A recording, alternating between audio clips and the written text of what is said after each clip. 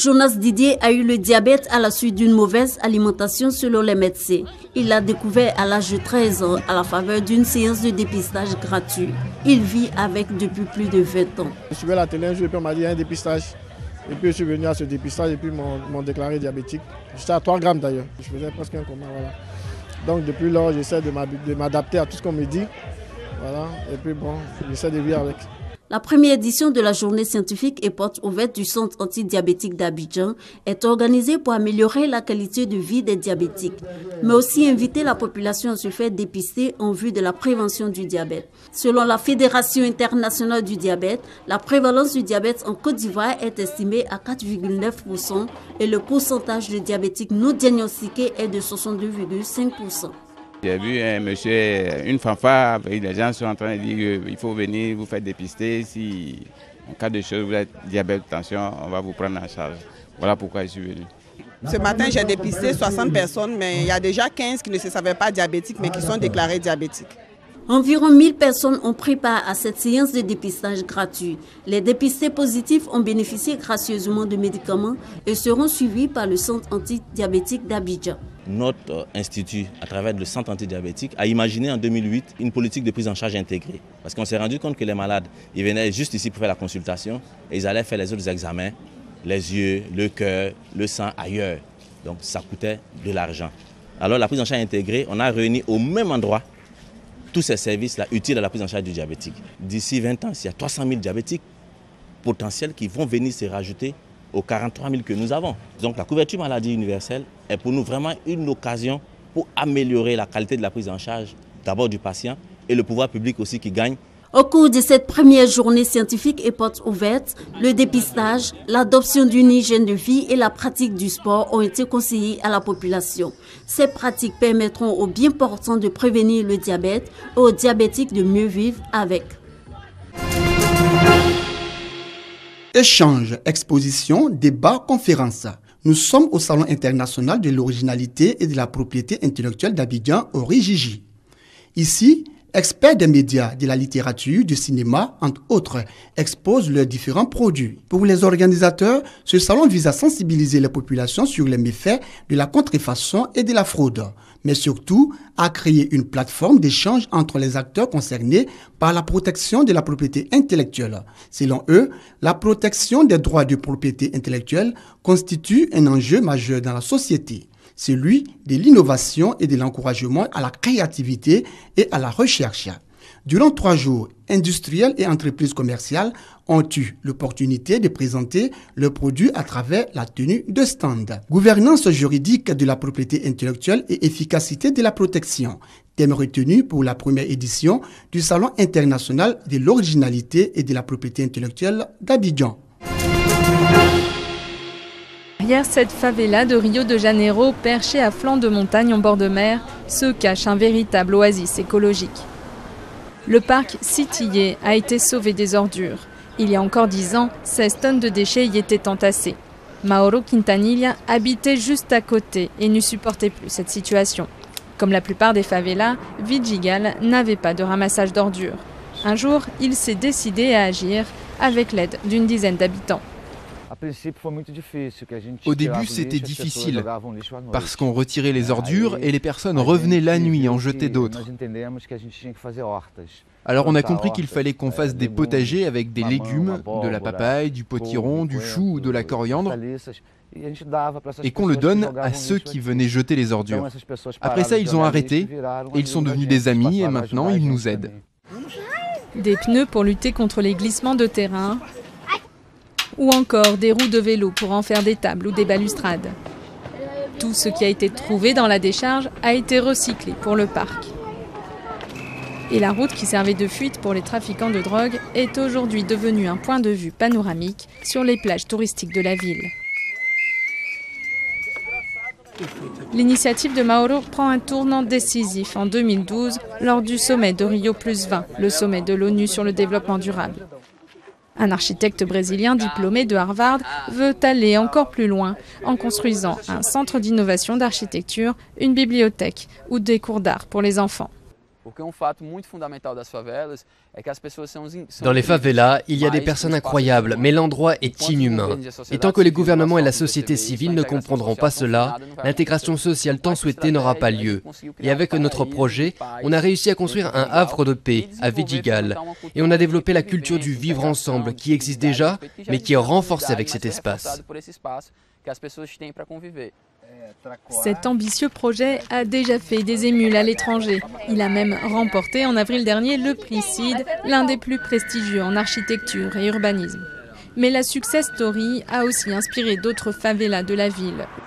Le problème de décharge sauvage persiste malgré les promesses du gouvernement d'y faire revenir les services publics en parallèle d'une lutte contre le crime. Urso est éducateur environnemental. Il sillonne inlassablement la favela voisine de Rocinha à la rencontre des habitants pour les inciter à changer leurs habitudes. Sandra habite juste à côté d'une de ces décharges. Elle craint les maladies pour ses enfants. Je monte là-haut et j'essaye de nettoyer. Avec mon beau-frère, on brûle les ordures. Mais les gens continuent de jeter les poubelles. Vous ne pouvez pas les empêcher de faire ça parce que parfois, ils n'ont nulle part ailleurs où les jeter. Pour ce, on est persuadé, le modèle du parc écologique de Vidigal peut être appliqué à Rocinha, la plus grande favela d'Amérique latine avec ses 150 000 habitants. Il nous emmène en haut de la montagne où quelques habitants et ONG ont réussi l'an passé à déblayer les ordures. Une première victoire. L'idée, c'est de faire là un potager, et ici, là où il y a du carrelage, parce qu'il y avait des maisons, c'est de faire un espace de jeu pour les enfants. Le retour de la guerre entre trafiquants et policiers a stoppé net le projet. Mais Urso veut croire que l'écologie peut être une force de changement, là où la politique de pacification des favelas a échoué à améliorer la vie de ses habitants. C'est un pèlerinage pour sauver le monde. Yeb Sano a récemment démissionné de son poste d'envoyé spécial des Philippines pour le climat, et depuis, il marche. Une série de randonnées qui finira par un trek de 60 jours jusqu'au sommet des Nations Unies à Paris en décembre prochain. C'est là que sera négocié un nouveau traité sur le réchauffement climatique.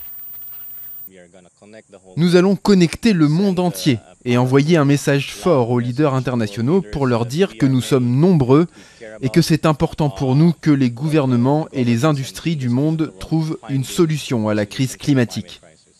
Les Philippines sont en première ligne de cette crise. En 2013, le typhon Haiyan avait dévasté le pays avec les vents les plus violents jamais enregistrés, faisant plus de 7300 morts.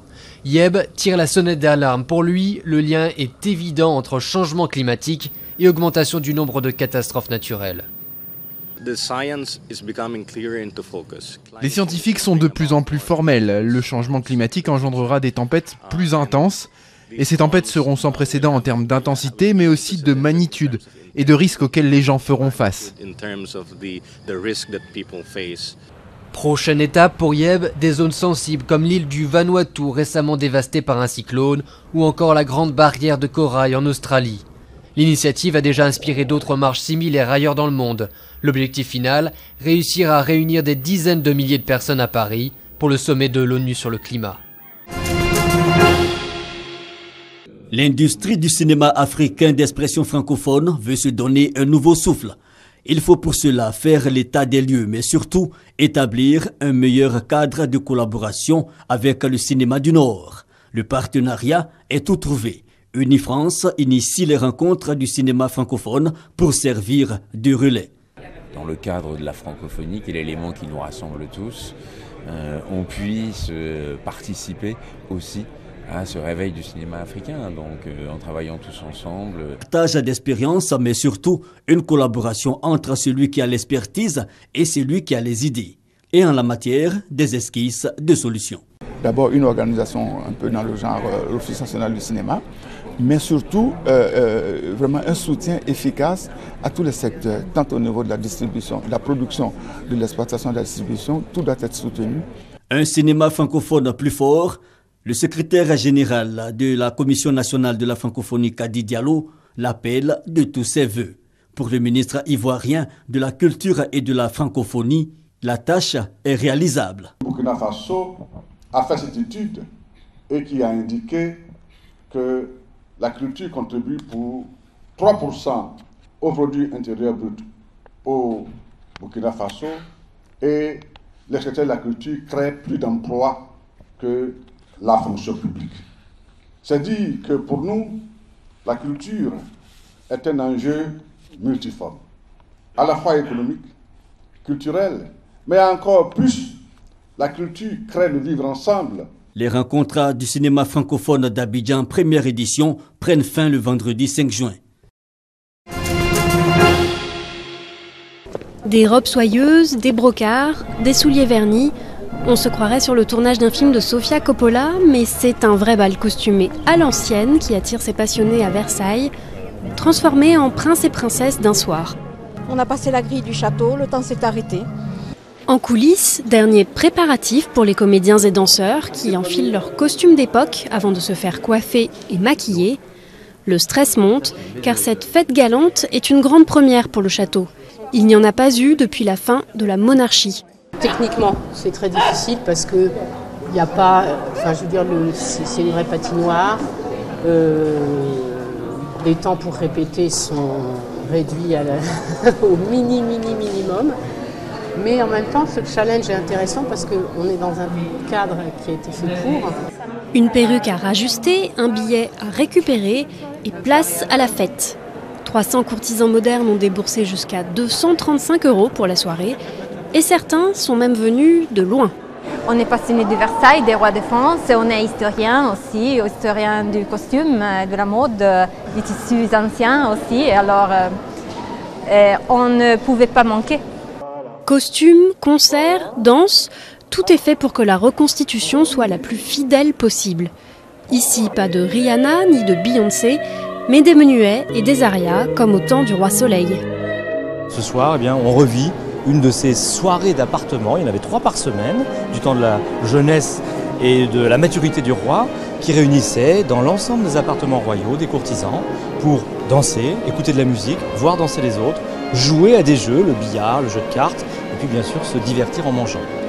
Un vrai divertissement royal comme autrefois, mais avec un accessoire moderne, le portable, outil indispensable pour immortaliser ce moment sous les ors de Versailles.